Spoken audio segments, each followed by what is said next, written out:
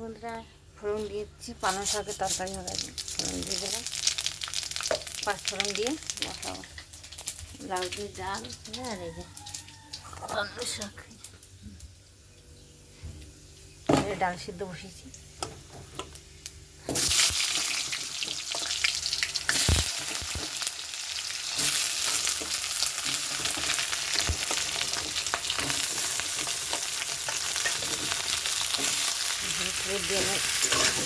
সবজিটা ভেজে নেবো, তারপর শাক করবো। সবজিটা ভাজা হচ্ছে, ভাজা ভাজা হয়ে গেছে, শাকটা দিয়ে দেবো।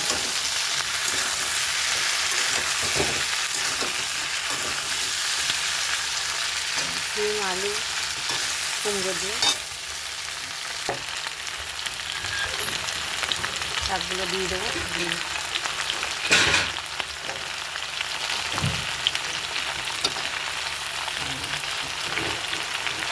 শাকগুলো দিয়ে দেবো, ঢাকা দিয়ে দেবো। নুন দিয়ে দেবো, দিয়ে আবার ঢাকা দিয়ে দেবো। নুন দিয়ে দিয়েছি, এখন হয়ে গেছে, ঢাকা দিয়ে দেবো।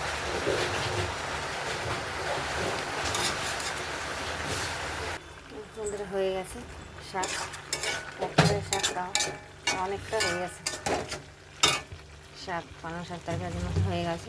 ডালও হয়ে গেছে, একবার ফোড়ন দিয়ে দিয়েছি। ডাল একবার এই করে গামলাতে একবার দিয়ে দিয়েছি, ঢেলে দিয়েছি ফোড়নটা। ডাল একদম, ডালটা খুব ভালো একদম গলে গেছে। ডাল হয়ে গেছে। আলু আর লাল খোসা একসঙ্গে ভাজা মরিচ দিয়ে একবারে দিয়ে দিয়েছি।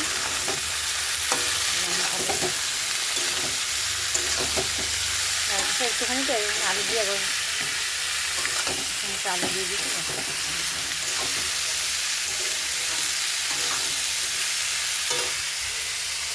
বন্ধুরা আলু ভাজা হয়ে গেছে, আলু ভাজা। এই যে বন্ধুরা ভাত দিয়েছি, কাজ দিয়ে খেতে এসে গেছি। যে আলু ভাজা, ডাল, নিরামিষ পালং শাকের তরকারি আর ডাল, লাউ দিয়ে ডাল দিতে হবে, আর আলু সিদ্ধ।